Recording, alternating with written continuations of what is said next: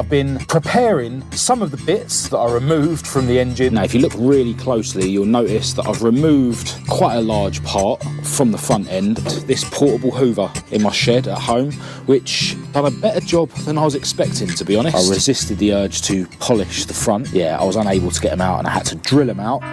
Looking really clean in there. This one looks like it's going to pull out easy. This isn't going to work. Now it's about time I show you these parts that I've been hiding from you.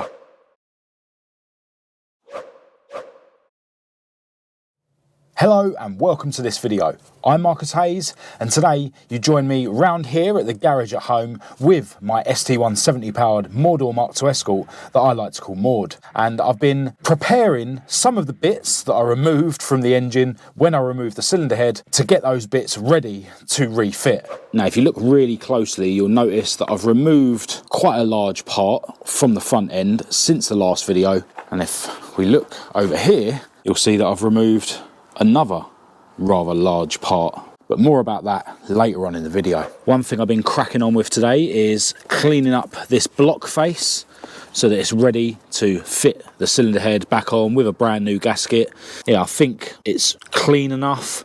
I basically used sandpaper with a sanding block, tried to keep the debris out of the cylinders as best as I could, but I did actually find this portable hoover in my shed at home, which done a better job than I was expecting, to be honest. Yeah, when the time comes, I will give it another final hoover out and, you know, clean the block face with brake cleaner.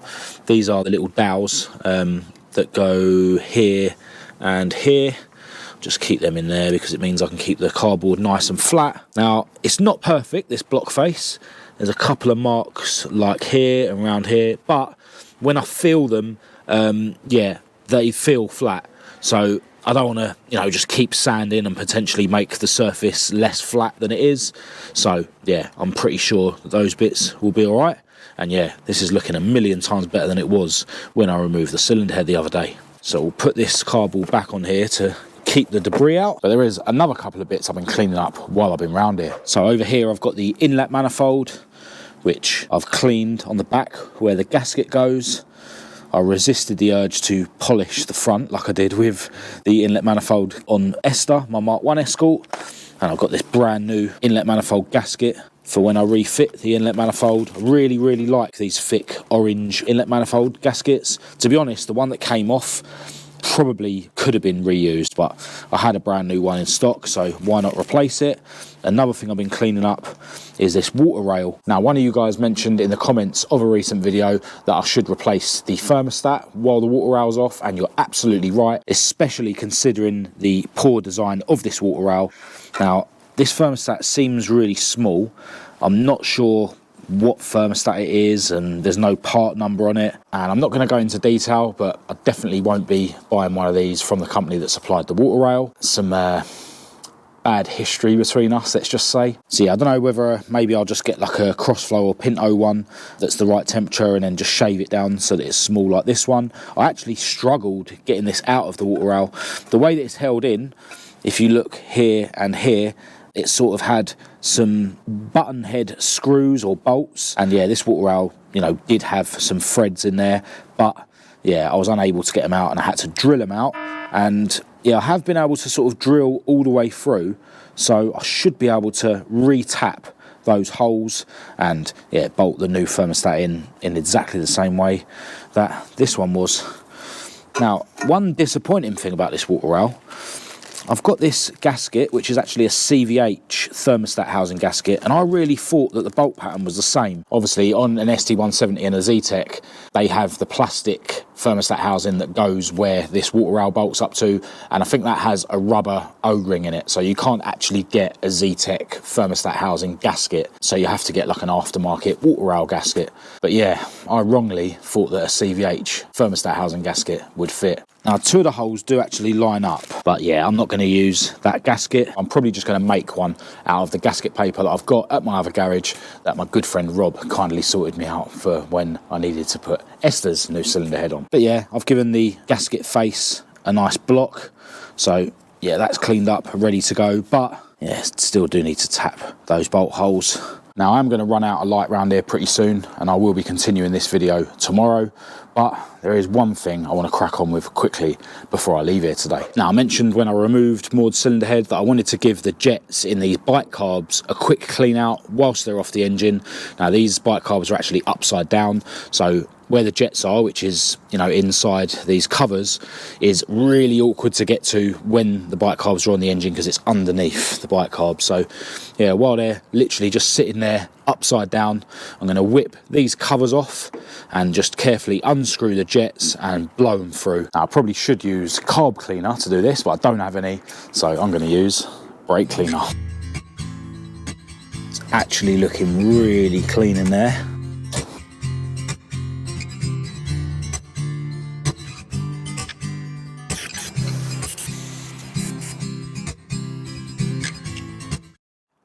Alright, so that's all 4 carburetors done. Really happy with how clean they were inside. I could have gone further and removed the floats and the check valve, I think it's called, and yeah, basically emptied out and actually gave the inside of the float bowls a clean. But yeah, they were so clean in there that I didn't think that would be necessary. None of the jets were actually blocked, so cleaning the jets was probably unnecessary. But yeah, just wanted to go in there and have a look whilst the carbs are off the engine. Anyway, it hasn't got dark yet, so there is one other little thing I want to have a look at. Now, one of you guys in the comments was saying that I should take this water pump off and just check the condition of the impeller inside, which is essentially the bit that spins round and pumps the water. And yeah, in that same comment, the person was asking if I use any rust inhibitor in the coolant system, and yeah, I do like to use antifreeze and coolant, but sometimes the cars are just running on water, especially if I've got radiator leaks and stuff. But yeah, it's only a few bolts to get this off, so we may as well have a look. We've got this countersunk bolt, which is what you need to use when you're running the retro Ford alternator kit. This is one of the bolts that holds the idler pulley for the retro Ford alternator belt. And then we have 3 8mm. Sometimes these can be a bit of a nightmare to get off, but this one looks like it's going to pull out easy. Lovely. And yeah, the impeller looks absolutely fine. No chips out of it. I mean, slight rust colour to it, but yeah, I don't think that's anything to worry about. But it was worth having a look. So yeah, I just had a closer inspection. There was some sort of gunk, you know, a slight amount built up around here near where the O-ring is, so I just scraped it off. Gave the whole thing a spray with brake cleaner, and yeah, just had a look at the O-ring, which looks absolutely fine. So yeah, we'll chuck this back on.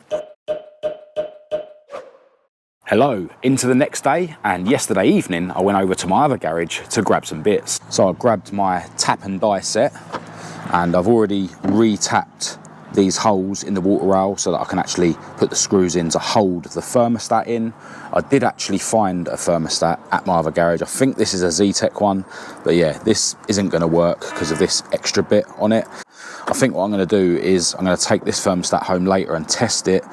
If it's all right, it can go back in. If not, I'll have to try and get like a Pinto or a Crossflow one and yeah, shave it down so that it's small enough to go in there.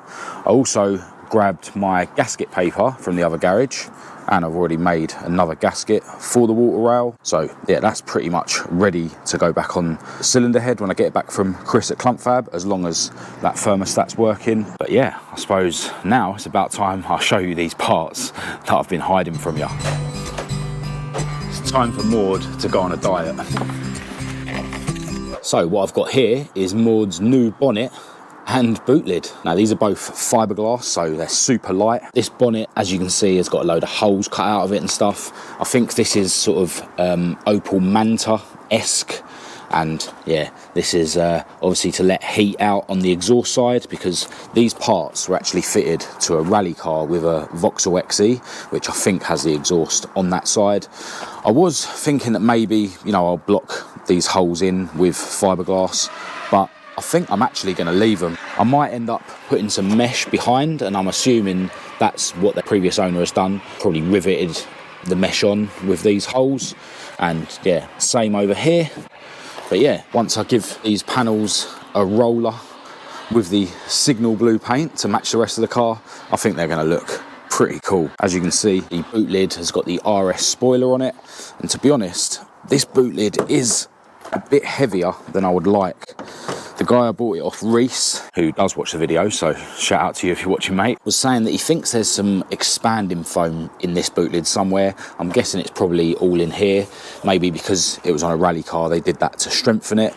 It's got the threads for the boot latch, but you know, the hole has been filled in. So again, I think they've just filled all that with expanding foam. But what I plan to do is actually cut this out, yeah, just to take some weight out of it. And I will obviously be fitting the boot lock because, you know, Maude is a road car. It hasn't got the hole around here for the boot lock yet either. But yeah, these panels are gonna reduce Maude's curb weight significantly, and I reckon it'll make a noticeable difference to how fast the car is. Now, one other thing about this boot lid, you'll see that they've riveted on these metal plates which have got captive nuts on. Obviously the threads that are sort of bonded into the fiberglass have obviously, you know, come out. So yeah, that's a much more secure way of bolting the boot lid to the car. Back to the bonnet, you'll see that it was already fitted with bonnet pins. I've actually got another set of bonnet pins, black ones, and I think I'm going to respray this plate black as well. Yeah, I'll just give you a look at the inside. You can see it hasn't got like a cross brace, you know, like Esther's carbon fibre bonnet has. It's just got a sort of boxy section around the edge for strengthening.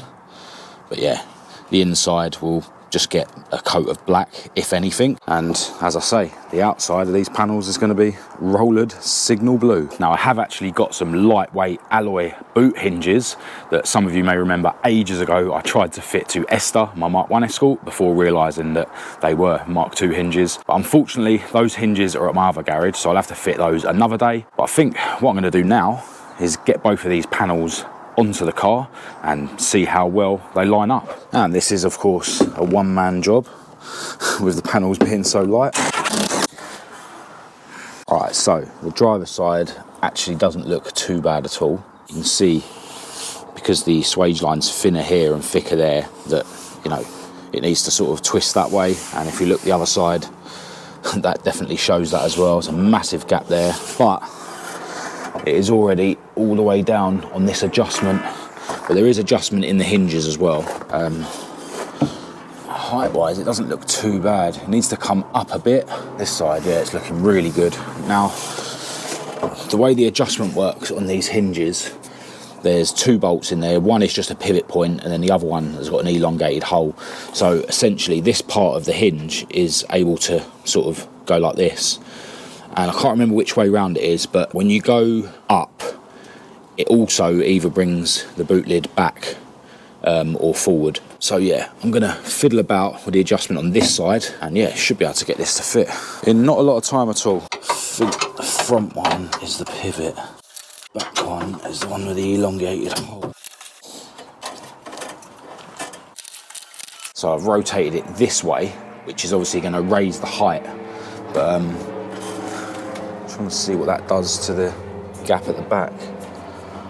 Not a lot, it has to be said, but it is now way too high. Yeah, on the Mk1, adjusting that hinge affected this as well. Let's just go down, see what that does. Yeah, so now I've adjusted the hinge sort of down, it has actually made that gap a little bit wider. I think we'll lift it up slightly. I think that will do. That hinge is really awkward to adjust for some reason. So now, just need to get this side a bit lower. And then we'll take some drastic action to close the gap on the other side. And that is good enough for this car. So what I'm going to do now is I'm going to elongate the slots in this hinge so that I'm able to move the boot lid down that way. So off comes the boot lid again. I don't have any spurs or grinding stones, so I'm having to use a drill bit.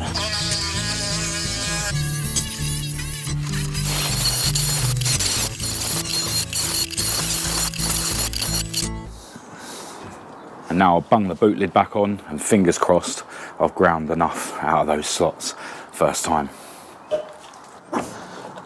It's definitely closer, but I'm gonna have to elongate those slots a bit more. I'll be right back. All right, so I've been messing about with the adjustment for a little while. I don't want to spend too much on it. This seems like it's too high again, but I'm really struggling to adjust this. I think it's at the bottom of the slot anyway, to be honest. But yeah, as I'm going to be changing to the alloy hinges eventually, I'm not going to fuss too much with lining this up. I've got the boot lid as far forward, you know, towards the front of the car as I can get it anymore, and it sort of rubs on this window rubber. But yeah, I think it's actually this hitting the rubber that's actually holding it up. Possibly, maybe not the actual adjustment. Yeah, because when I've got the boot lid this way, it sits lower, and yeah, you can hear it there. But yeah, I mean, if you look at this, it is sticking out still, so it definitely needs to be as far towards the front of the car as possible. I am going to be putting the clamps on, like what the rally cars have. You can see they've put them on this boot lid when it was on the rally car, just to hold that down better. But yeah, this side's not too bad. It's not great. It never was going to be great, and with this car, it doesn't have to be great. Put some heavy stuff on it and try and hold it down. Kind of looks ridiculous being a four-door with the RS spoiler, but this car is a bit ridiculous anyway. Right, time to get the bonnet on now. All right, so that was actually a mission, but got the bonnet on. Actually lost one of the bolts and then had to nick one out of the boot lid, but then found the bolt. So yeah, this is going to need some serious aligning. Yeah, that's literally sitting on top of the wing there. So the adjustment on these, you've got elongated holes in the hinge so you can bring the bonnet forward or back, and then one of these is elongated so you can lower the hinges. So I'm going to mess about with all that off camera, and we'll see how good I can get this bonnet to align. All right, I think I've got it aligned as good as it's going to get. I've done a fair bit of adjustment. Had to elongate this hole to get the hinge lower than I was able to get with the adjustment that was already there. And over here, I actually had to elongate the holes in this hinge to get the bonnet back a little bit. But yeah, it's far from perfect, but it will do. I also had to shave the back of the bonnet here. It was rubbing in a couple of places on the scuttle. To be honest, I've made a bit of a pig's ear of this, but it's going to need painting, and I'll be able to build out the fiberglass and sand it a bit straighter. Not that bothered really on this car. And also I had to remove the little bump stop things there to get the front of the bonnet low enough. And I think the bonnet pins are going to need to be roughly where those threads are. Here's the brand new black ones that I've got. The bonnet didn't actually come with the pin bit that these lock into. So yeah, I bought these for, I think they were £6 on eBay, which is a lot cheaper than the £50 aero catches that are on the Mark 1. And I've got these boot clamp things as well for the boot lid, and I won these on eBay for 99p. That was plus postage, but still, I think they come to £5 or £6 in total. So yeah, a couple of bargains for this budget build, although is any Mk2 Escort a budget build nowadays?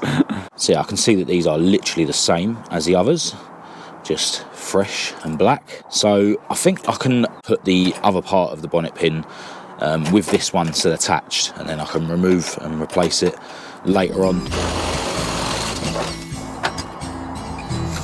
Biggest drill I got. Got these nuts in the kit, so you just have one this side and then one underneath. Got to set the height. That needs to come up slightly. This one needs to go down slightly.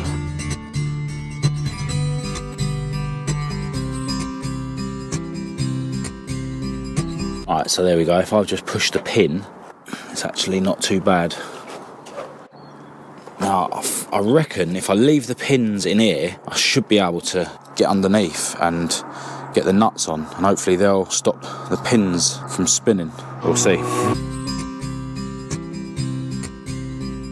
Because the heater bowl is in the way under there, I wasn't able to get a socket on the nut, so I've done it up as tight as I can with my fingers, and now I'll just tighten this one up against it. Got a screwdriver in there like that. Just bend these a bit. Because there's no bump stop stopping the bonnet from going down. If I just hold it up against it, I mean, that's probably a bit too high, to be honest. But this side is about right. Alright, so I just readjusted this one, and that is good enough. Let's just see if I can very quickly work out how I'm going to put these bump stops on.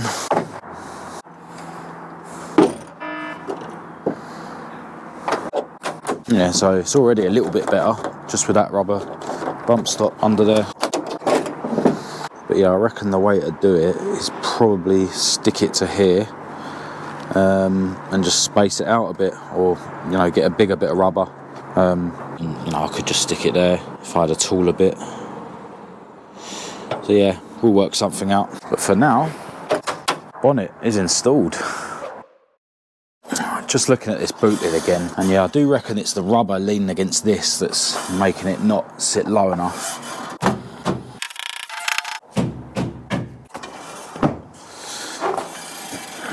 That just needs to go over to the right a bit.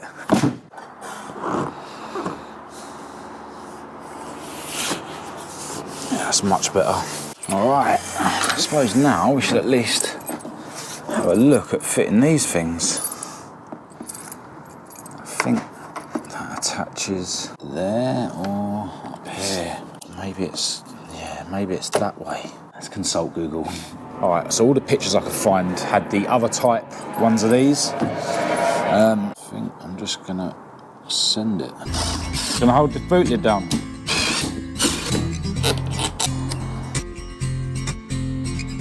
So it's supposed to work. Where's it supposed to go there? Hang on a minute, that ain't gonna work. Nah, that ain't how it's supposed to be, man. But that don't fit. Alright, it's starting to get dark, and I think I need to go and look at some pictures online to figure out what way these go.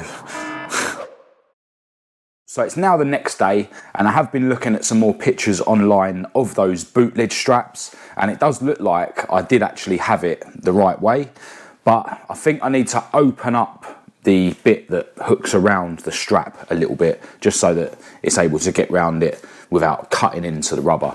So yeah, we'll install those boot straps another day.